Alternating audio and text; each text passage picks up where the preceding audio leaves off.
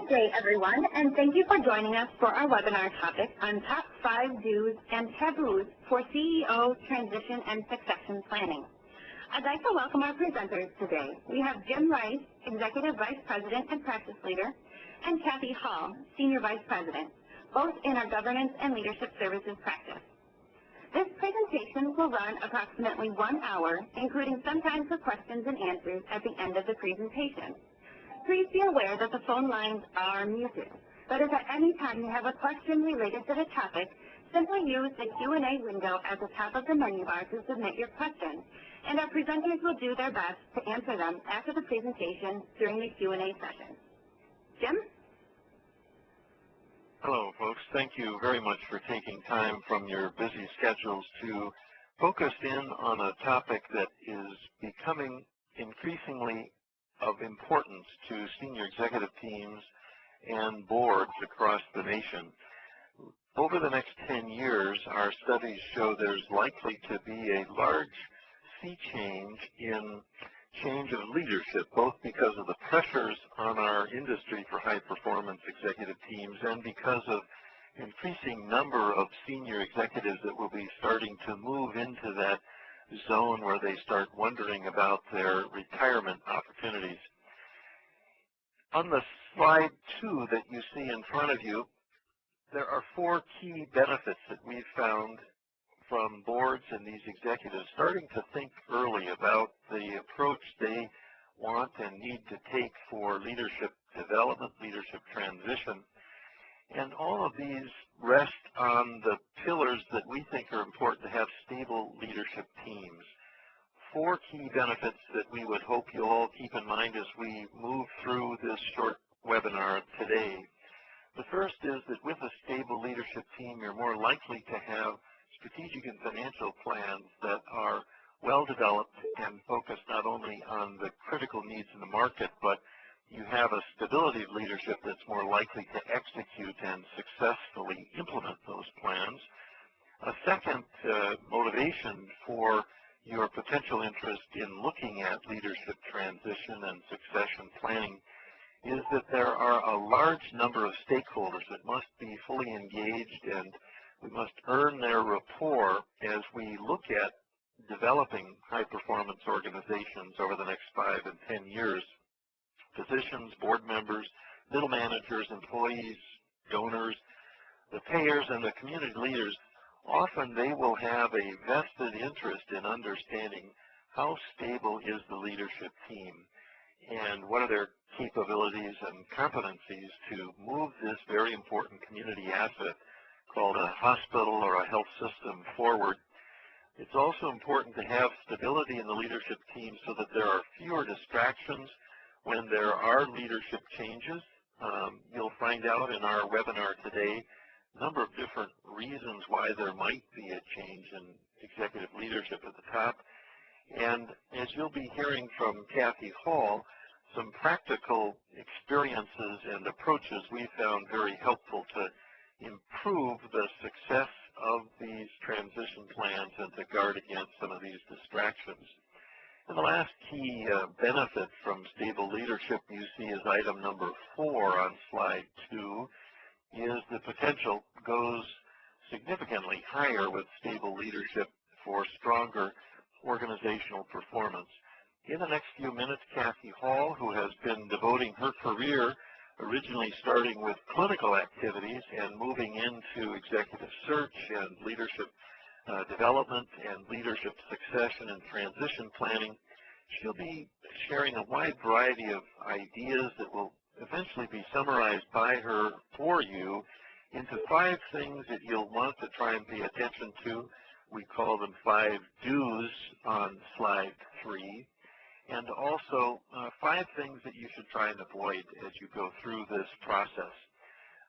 Clearly, the CEO is the most important focus of our discussion today, but many of the remarks you'll hear from Cathy over the next few minutes will have relevance to the entire executive team. So it's my pleasure to add to the welcome for this webinar and to express our hopes that you'll find it of practical value. And we're looking forward to some interaction with you near the end of our time together in questions and answers. Let's turn now to Cathy Hall, who will begin on slide 4 to review the flow of our discussion, and I will join you from time to time as we move through this webinar on an important topic of succession and leadership transition. Thank you for joining us. Cathy Hall, join us and share some remarks with us. Thank you. Thank you, Jim. Good morning, everyone, and happy Friday. This is Cathy Hall. Again, thank you for joining us. We know how busy you are, so we hope that this will be of great value to you. Today, we're going to discuss, first, set the foundation for our discussion by looking at the current state of succession planning in United States healthcare. We're going to discuss the differences between succession planning, continuity planning, and transition planning.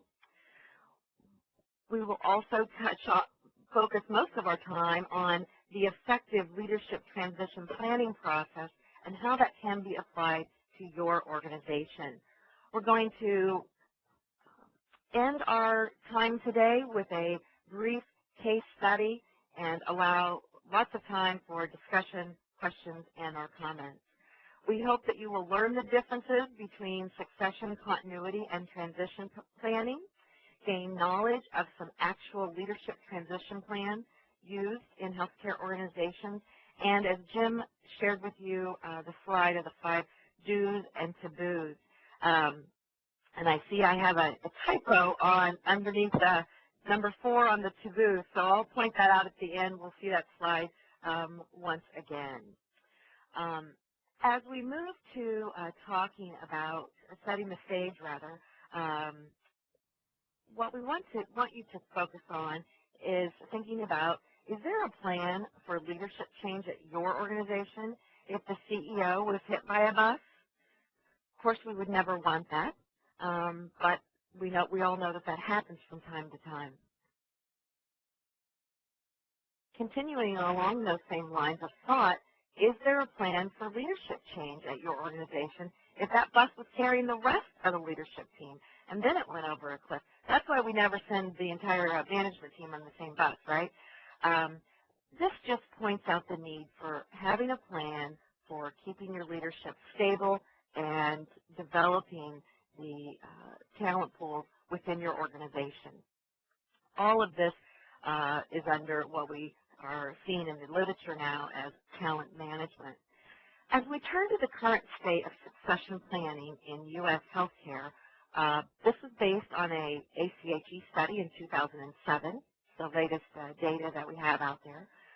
Only 70% of hospitals reported that, 70% of the hospitals reported that they do not routinely do succession planning. Only 17% report that they do CEO succession routinely, and only 21% report that they do succession within the senior leadership team. At the system level, it was a little better.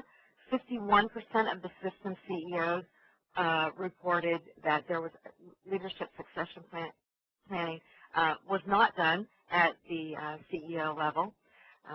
35% reported that CEO succession was routinely done, and 44% reported that senior leadership was routinely done. So you can see by these responses to the study from ACHE that we could do a better job of succession planning in U.S. healthcare. Another statistic to look at for continuity and stability of leadership is that of the turnover metrics. CEO turnover, as measured by ACHE, has been between 14 and 18% for quite a few years. That translates into 42% of hospitals having had only one CEO in the past 5 years, and 22% of hospitals have had 3 or 4 CEOs in the past 5 years. So the median being around 3.5 years of for tenure of a CEO. What does this mean, the CEO turnover? What it's been correlated highly to is that there's about a 30% turnover in senior leadership within 1 year of a CEO's departure. So not only might you have a change at the very top of your organization, but shortly after that change, you will have change in senior leadership. And we're going to talk about what the implications are of that in just a few minutes. Also, when a CEO leaves the organization, strategic planning and developing new service were the activities that were noted by CEOs as having been postponed or terminated with the previous CEO. So if you have a succession plan, a strategic plan in place, it's highly likely that when you have a change in leadership, those plans will change. And each time things change within the organization, there is or can be some level of chaos, and we certainly know that there is a lack of the performance can go down, and there's a lack of forward motion. Just some updated information on CEO turnover, showing that it is down a little bit, but remaining within that 14 to 18% range. And just a thought from Tom Dolan, the president of ACHE, where he states, considering this trend, organizations should ensure that they have appropriate succession plans in place to minimize the potentially costly disruption that can accompany CEO turnover. Cathy, this is Jim Rice. That disruption is a very important issue. I'm on the East Coast today with a board, and they are looking at the high anxiety that they have experienced when this transition occurs. So it's very helpful for you to frame up for our audience the importance of this to the organization that's particularly felt by the board. So thank you for teeing that up. You bet. You bet. Thanks, Jim. At the time of CEO turnover, the reaction from the senior team that Jim just mentioned is certainly a very high level of anxiety.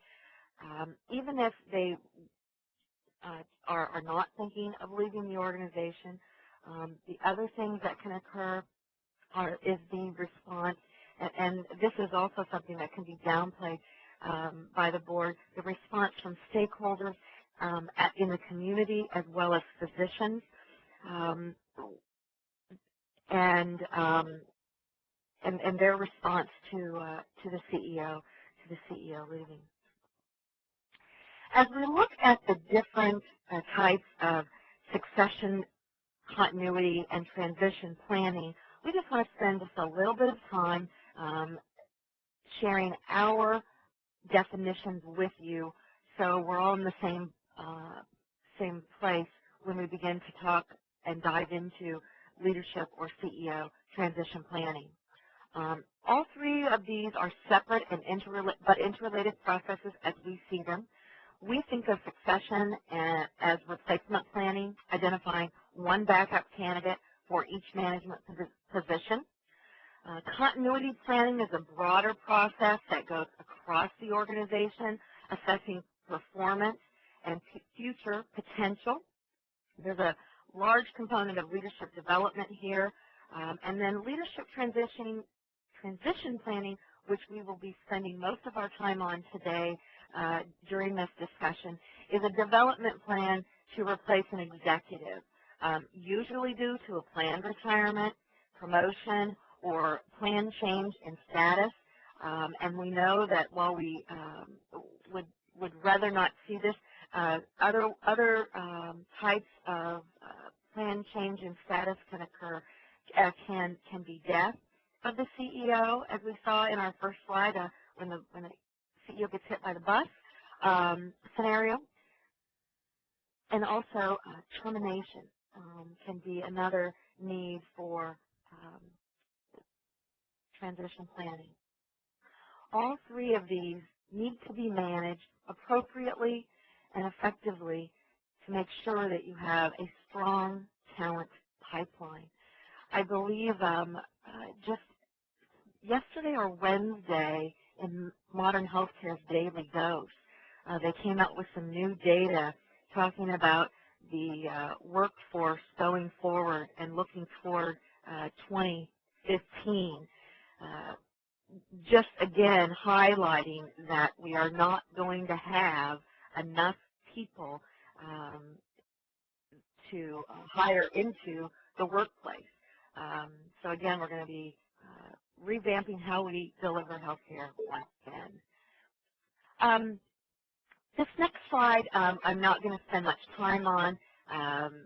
Usually people like to see these compared side by side, the succession planning, continuity, and transition planning. So I'm going to leave that for your enjoyment later on. And we're going to dive right into the CEO leadership transition planning in healthcare. We think, as many others do, that CEO selection and also transition is the most important thing or the most important job and role that a board plays during their tenure.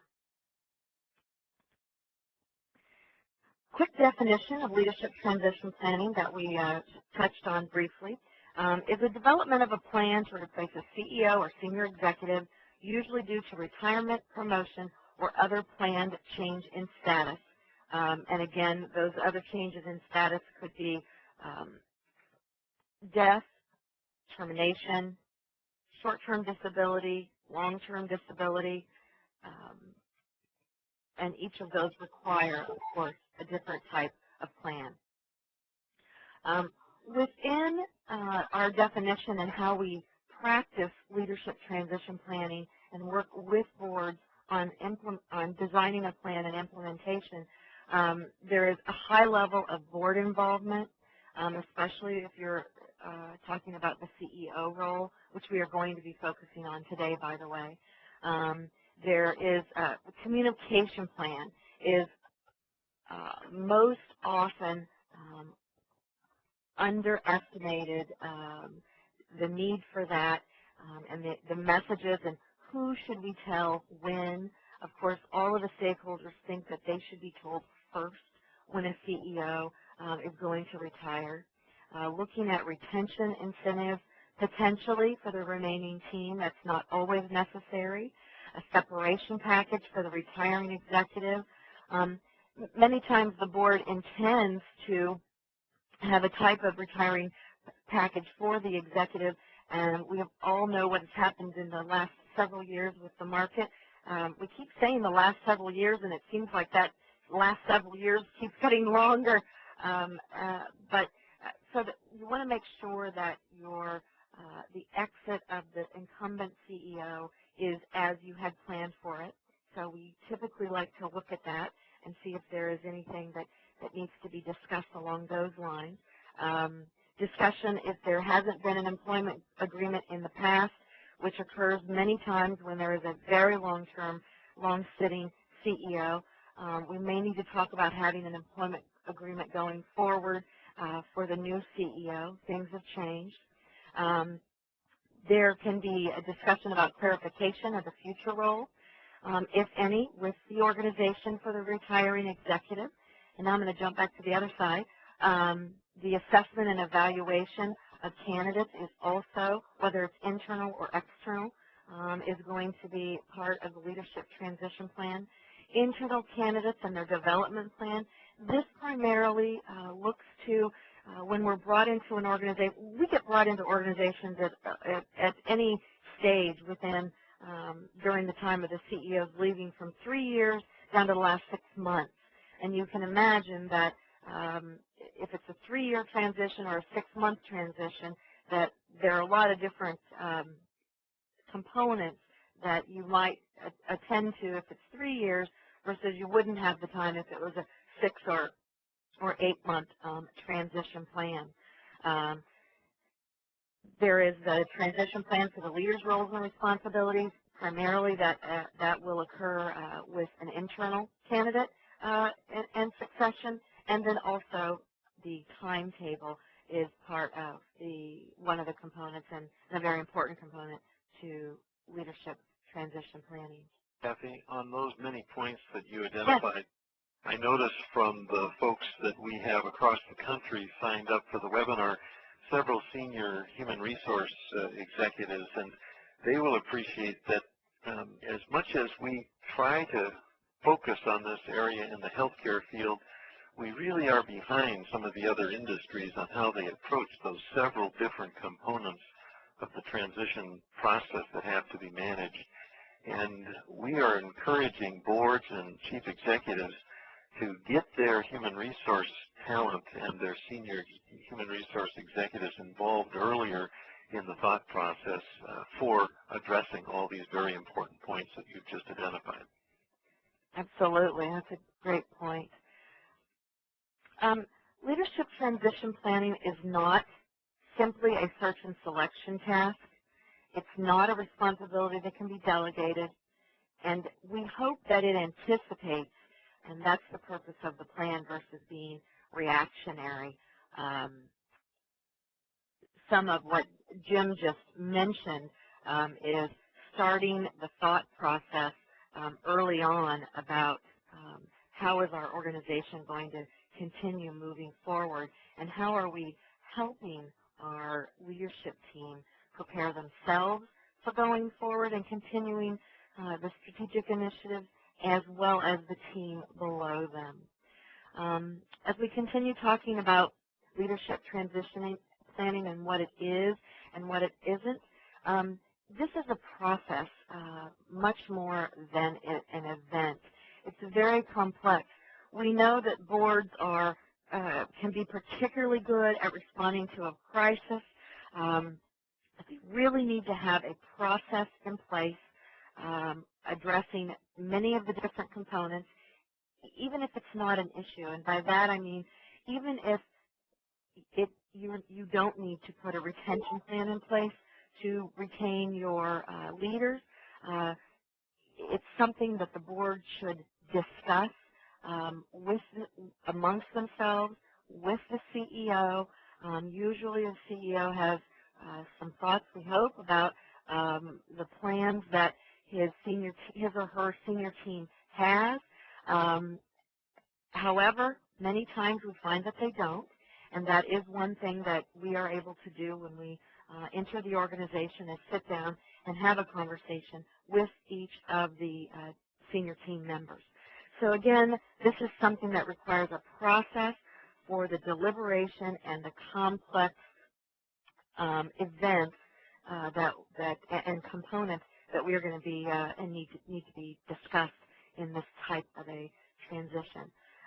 It shouldn't be a crisis. It certainly deserves thoughtful deliberation, and the way this transition is handled is a huge signal, not only to the organization, but to all of the external stakeholders, whether they be health plans, the community, the physicians, and typically these are underestimated, how important the leadership and the well-run hospital is within a community.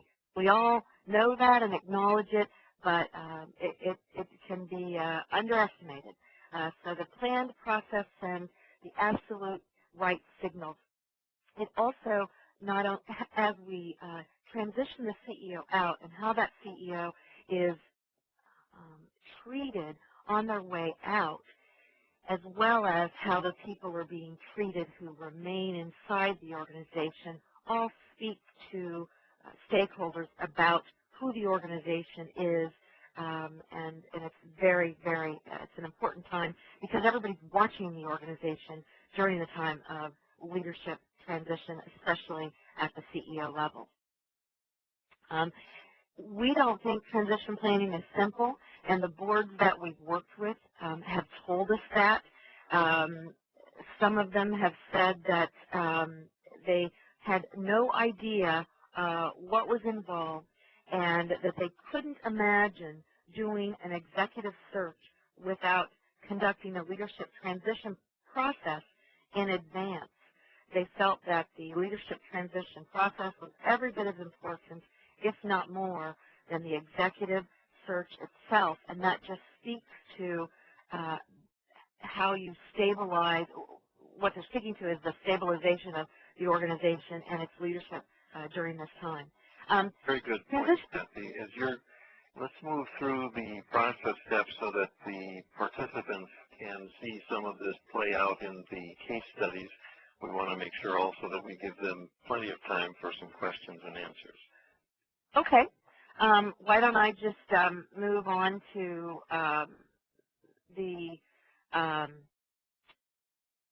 let me stop at the core elements, and then I'll get right into the transition timeline. Components: a well-written document, a timetable with accountable parties. This timetable certainly is fluid and can be changed as necessary. An action plan regarding the employment and compensation matters. We mentioned those not only for the current executive, but also for the incumbent executive. A full description and timeline of roles if duties need to be delegated. An exploration of the various search options. Do we have someone internal who is ready to succeed the CEO, or do we need to look externally, or do we need to do both? And if so, how are we going to conduct this search process? Are we going to do it internally? Are we going to go externally? So all of those aspects of the search. And then the communication piece, which again I mentioned a little earlier, is so critical in this process. Along the lines of the communication planning, what groups need to be informed of the transition and who needs to be told first? We maintain that your internal team, of course, needs to be told first, that the communication needs to be led by the board chair, except for the intent of the CEO. And then when it comes to that, we certainly would like the CEO to communicate his or her personal intentions. But again, every stakeholder, internal or external, believes that they should be told first. And so that needs to be highly planned out, and you can use different members of the board if you wish to talk with the different stakeholders, but it should come from the board and specifically from the transition committee or task force that we're going to talk about in just a minute. Jim talked about the ultimate benefits of the plan early on, which is the stabilization of leadership, the connection between executive leadership and the goals of the organization, and how important those are. Retaining the confidence of the organization's key constituents. It allows the individual's executive, whether CEO or other senior person, to depart in a manner that is very professionally managed, allowing for a celebration in the end, and the person leaving with honor and respect and dignity, and the gratitude for what that person has brought to the organization. We want to retain the abilities and services of key executives and or physician leaders. This well-managed and orderly process can't be identified enough as to prevent chaos and missteps within the organization from happening, and we have certainly seen this in organizations. We're getting ready to help a transition of a CEO in Ohio. When he came on 20 years ago, there wasn't a planned transition. It cost the organization millions of dollars, and from his perspective, took him a good 5 years to get a team in place so he could then begin moving the organization forward. So in effect, he felt as if he lost 5 years because the process was not managed in an orderly way. And it was also a religious organization, which we usually think that they do that the best, but every type of organization can certainly benefit from a well-planned and deliberate transition plan. A few questions to ask yourself. How long has your CEO held the current office? Do you know when they're planning to retire? Is it at 65, before, after? And what are you as a board willing to accept if it's after 65? Does your organization have an heir apparent? And has the current board ever experienced the hiring of a CEO or the transition between CEOs? So a few key questions to ask yourself. As we move to the transition case study quickly, we're going to talk briefly right now about, this is a CEO who had been sitting for 22 years.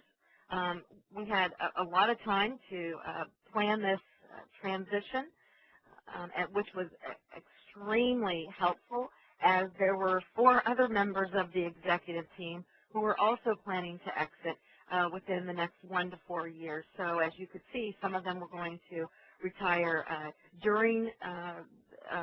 prior to the CEO and right after the CEO, which can be very tricky for an organization. The board had little or no experience in CEO transition and recruitment. There was no one that was identified as an internal successor. And then finally, the retirement package really hadn't been talked about at all. So some of our objectives for this, of course, hit all of those points, develop the executive team departure sequence. In fact, we are just now finishing this transition study. As a matter of fact, we have quantified and certainly documented the CEO's retirement agreement at this time. Another objective is to begin talking about what are we looking for in the new CEO going forward, and reminding the board and senior team that this is more about finding the next CEO and what's necessary for success versus a replacement of the current CEO and looking for someone very similar. That doesn't mean that we're not looking for some of the same traits that our current CEO has, but I think it's a clear point to make that we are looking to for the next CEO versus just finding someone very similar.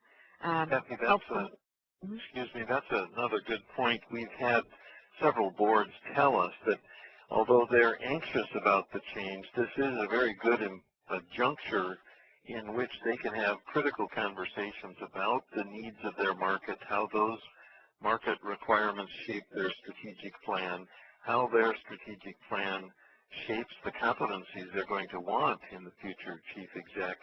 So taking this opportunity, just as you're framing it now, is very important for board members to rethink where the organization's going and the kind of caliber and type of quality and qualifications for that CEO. So you're putting your finger on a very important element of the process. Great. Thank you, Jim. Okay, as we go forward, this CEO transition timeline, this is actually one that Jim is working on right now. First of all, when we come to meet with the board, we certainly suggest that they form a transition committee. This may or may not be the same committee that goes forward and acts as the search committee. We recommend from 5 to 6 board members, and we also recommend that it is being led by the chair, who will be the chair when the new CEO begins, as much as you can plan for that. By that I mean if you're right at the point in your organization that you're going to be changing chairs, it's that, as you know, that chair and CEO relationship is key. So we want that the chair elect, if that's the case, to lead this committee during this transition. The second step is looking at the sequence of departure and the transition incentives that may or may not needed. We do that by conducting interviews with members of the executive team to help anticipate when they would like to leave the organization. if they'd like to stay, how they see their career going forward. If we are able to identify a successor, is that person ready now, or will they not be ready for a few years, therefore not making them a successor at this time? If there is a successor, do we need to look at a structural change in the organization to manage the transition? And then the developing retention and early incentive programs to retain the current team. Cathy, on that point, some of our senior HR execs on the webinar, they will know the complications now that we're all inheriting with the 990 on how you define the economic consequences of some of the retirement packages.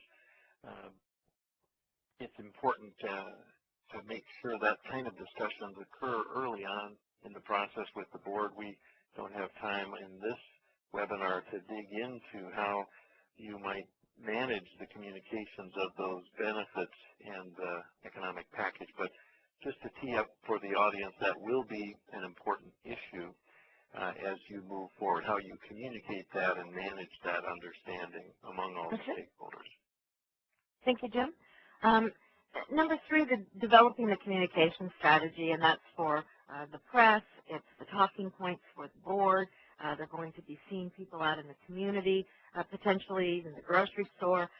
So we want to have everyone well prepared with communication at all levels and for all stakeholders, and have that planned at the time of the announcement, which is coming.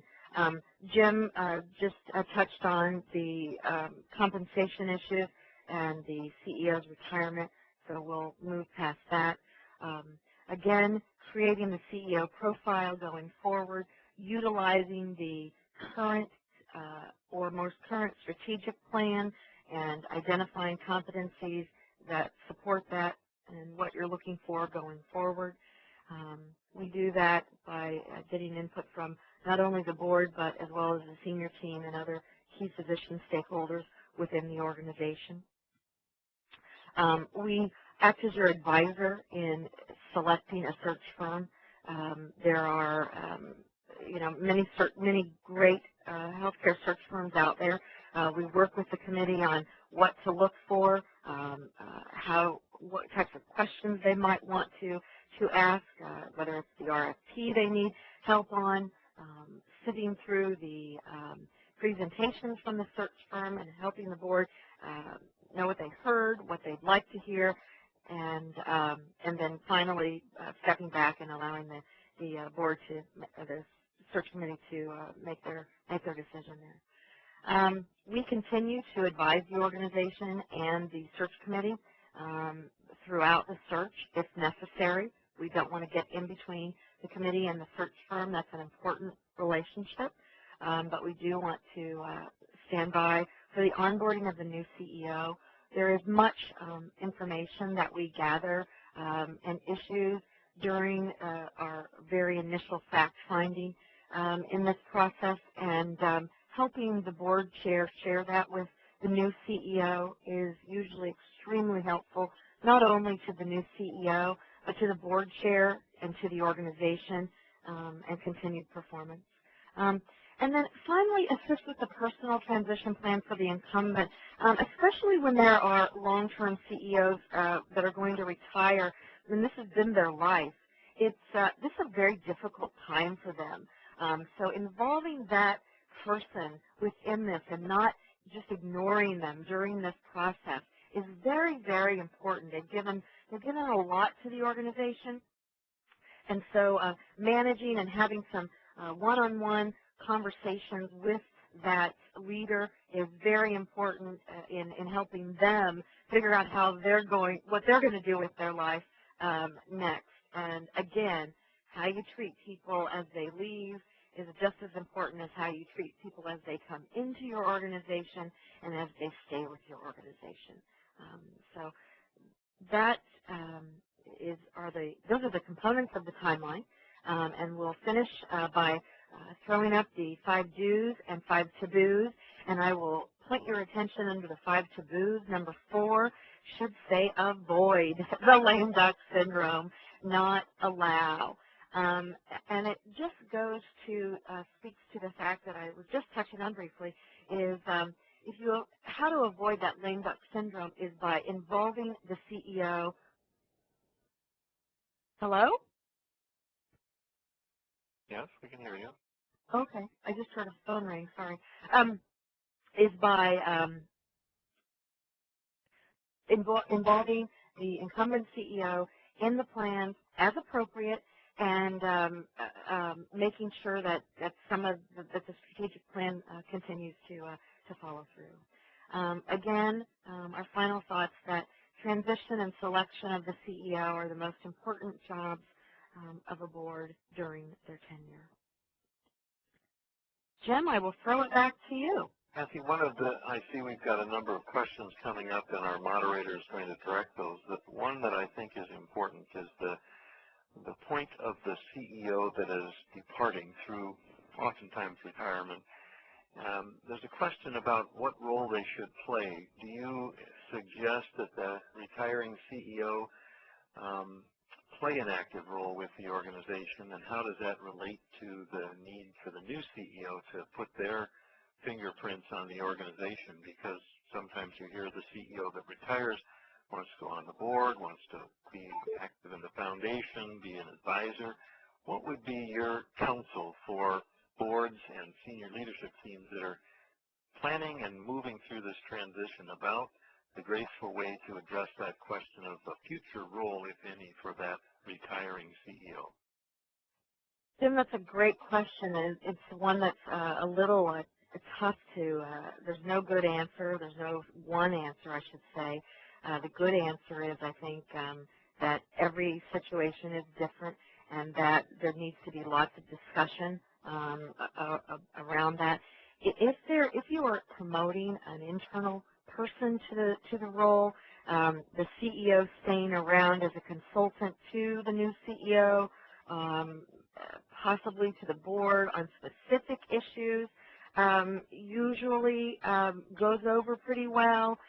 If it's a CEO that comes in external, having that CEO hang around sometimes can impede the bringing together of the new team that's running the organization. Same goes with if it's a board member. That person can sometimes get in the way of the relationship between the new CEO and the board. One area that we've seen works particularly well, except for consultants to the board maybe on specific issues for specific reasons, is the CEO staying around as part of the foundation. They have a great relationship in the community typically, and so they can be very helpful in that role. Yes, that makes sense. As long as the staff don't walk around the new CEO to go find the old person that's still close by. Right? That's right. That's right. Go to our participants and our moderators, see what questions we might be able to address in the last few minutes we have. Yes, great. We had a lot of good questions come in. The first question is, can the board conduct a transition plan without outside assistance? You know, the answer is sure, absolutely. In our experience, we know that it's tough for the board to bring the type of experience and perspective that can be brought in from the outside. Boards don't naturally have a lot of sensitivity around the leader's anxiety. They're not typically that involved with the senior team. You know, preparing the stakeholders, it's something that the board's been involved with for, you know, many years, and it's that raising the level of awareness. We have found that and been told that they just wouldn't have thought to do many of the components of the plan in conducting the transition. So the answer is, Candy, yes, they can. But in many, in our experience, we've been told that many times they don't, or if they did, they missed some things. Okay, thank you, Cathy. Another one that came in is, when is CEO transition planning most important? Cathy, this is Jim. I've worked with a number of boards now over the last 10 years, and although it seems a bit facetious, humorous, we often find that the best time to do executive and CEO succession planning is the first day of their job. It should be there for emergency purposes, and it should be there for the very intentional planned transition that Cathy has been outlining in this webinar. So it's very difficult to do it too early, but certainly if you are aware of a retirement situation, you would want to be doing it at least 1 to 2 years in advance so that there is an opportunity for the stability that we have been hearing Cathy remind us about. Couldn't agree more, Jim. Great, great. There were quite a few more, so I'll go on to read the next question. What if there is an internal candidate who is not fully supported by the entire board? I'm guessing that they're saying, then do we continue with that? I'm guessing that they're asking, should we continue then with that internal candidate, even though they're not fully supported, or how should we move forward in regard to considering that person as a candidate?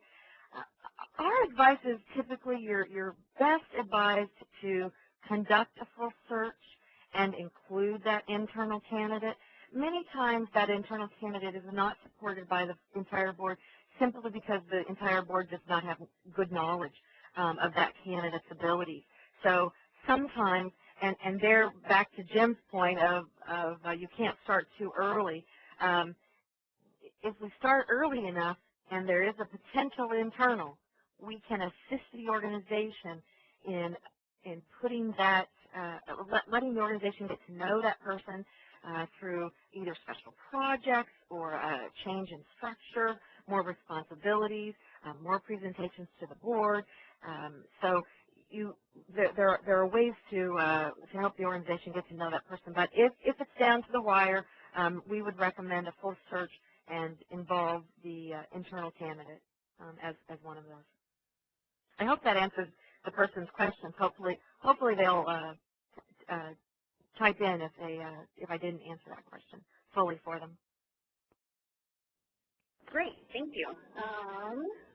The next question that had already come in is, are there examples of CEOs remaining with the organization in another capacity after they retire from the CEO? Cathy did address that, I think, well, and there are instances where they can serve as an advisor. Usually that is should be for a very short period of time. Some of the search firms say it should be as short as 4 weeks if you've got a strong candidate that the board has brought in, even if it's internal or external. The talent and the support from that retiring exec should be able to be transferred quickly. The role in a fundraising and philanthropy area is useful as long as that is clearly defined and you don't get doctors and board members and managers going around the existing CEO to go see Sue or George to see what they think about an issue, because that can be quite debilitating to the senior team and certainly to the new CEO. So as Cathy identified, there are some a range of responsibilities, but we would generally advise to keep that very narrowly focused and for short periods of time. Great, thank you, Jim. We have another question that just came in. Actually, what are the pros and cons of a board considering an internal candidate and simultaneously considering external candidates in a succession planning situation? Both of us can respond to that. I'll just start by saying there is a cost to do an external national search.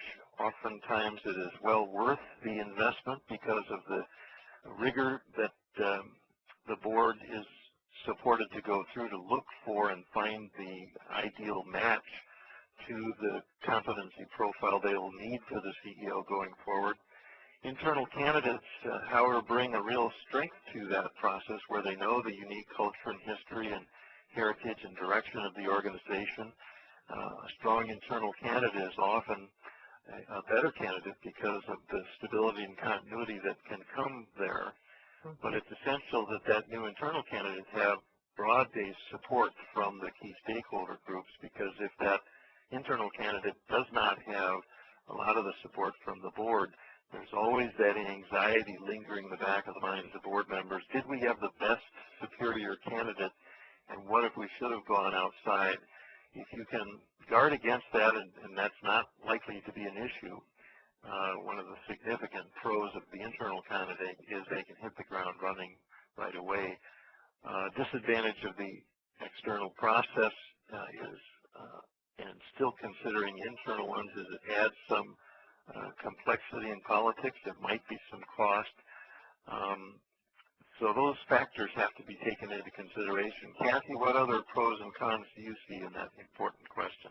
The only other thing I might add, Jim, I think you covered most of it, is, and it's just a little outside the question, but I think it's an important point to make, is if you go down the path of thinking you have an internal candidate, and so you decide just to go with the internal candidate and put them through an internal search process, rather an internal interview process, because you should do that, or we would highly recommend that.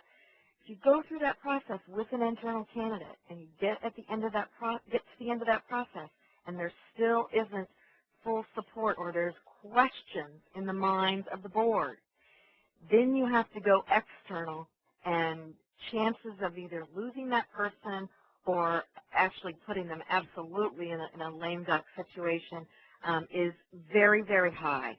So if there isn't full support for that internal candidate, we highly that's why we recommend that the external search. If you go down the internal path and it doesn't work, it's really it's not very successful keeping the internal candidate engaged while you move to the external search. Yeah, it can be a face-saving challenge, an issue, if that does develop that way. I know that we're getting short on time. Do you have one or two other questions before we bring this to a close? We do. We do have a few more. I'll just pick one or two of them. I'm sorry if your question isn't answered. But before I go on to those questions, I just want to bring your attention to your screen again to see how you can contact our presenters. In case your question was not answered, you can either call or email them, and they would be very happy to respond to your extra questions.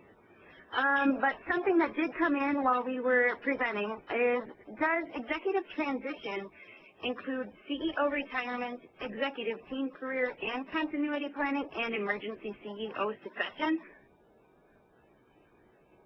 Jim, I'm going to let you start this one. There's a number of reasons why a CEO might change. We call them scenarios. We've focused on what we hope is the most common, which is a transition due to retirement. But as Cathy made reference earlier, there are probably 5 or 6 key scenarios. Retirement is one. A CEO may be recruited away.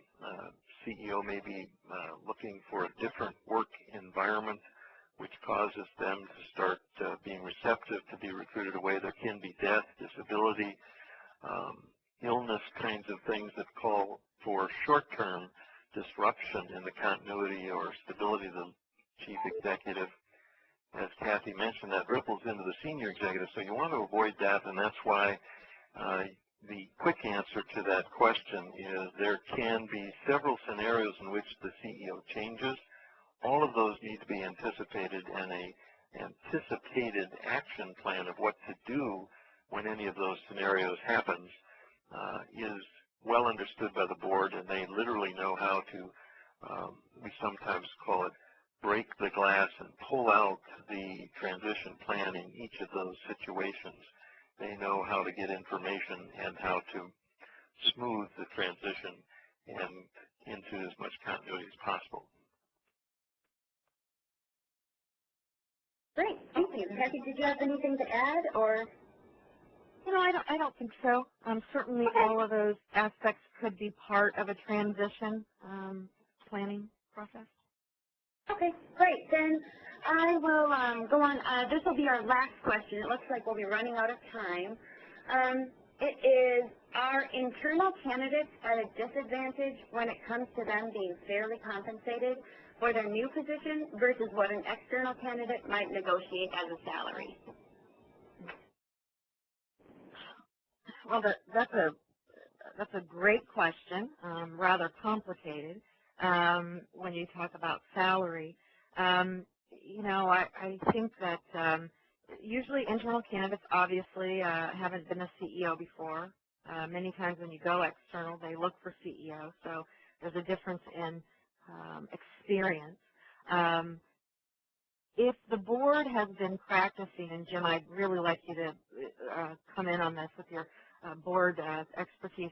If the board has been practicing, every 2 years or so, total comp reviews, making sure that their salaries are competitive with the market, they have a solid compensation philosophy to strongly retain their executives, then I would say that they're not going to be at a disadvantage. I mean, we know that if you move around every 3 years, your salary may be higher.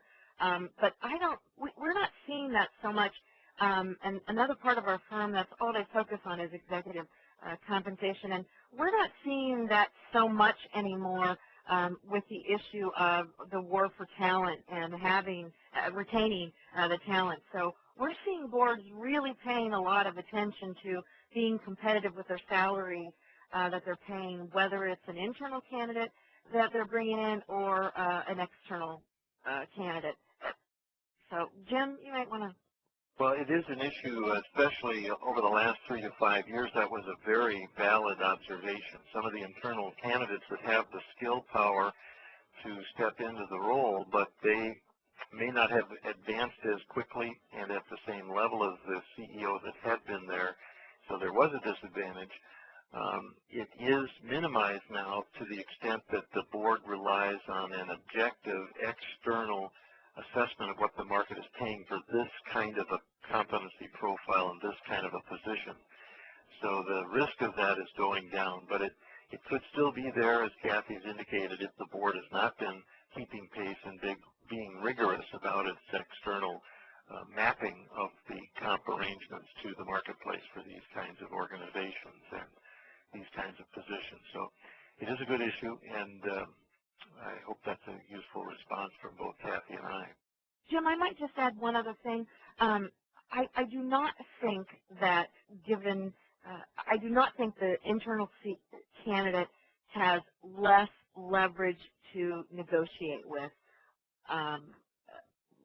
the board. I don't think sophisticated boards think that way today. Like, we can hire the internal one cheaper than we can hire an external one. I think they're more sophisticated in this day and age. Good point. Okay. Cathy, I'd just like to make one closing comment, and then I'll let you remind people how they can download information from our website. The whole purpose of this webinar was to acknowledge that one of the important roles for the board is to make sure there is stability and continuity of executive leadership. We've focused, understandably, principally on the chief executive. The board and that CEO should develop a similar culture and discipline deeper into the organization as well. So we hope this focus, as short as it has been on succession planning and transition planning, has provoked a few practical ideas. We hope it's of use for our audience, and we thank you very much for what you're doing in the field and for investing an hour with us today. Thank you very much. Yes, thank you everyone for your time and participation in our webinar today. We hope you found it beneficial. And if you would like to hear a recording of this presentation, please look for it in about 3 business days on our Knowledge Center, which is located on our website at www.ihstrategies.com. And if you would like to participate in any upcoming webinars, please visit our events page on our website. Thank you so much for joining us, and have a great rest of the day.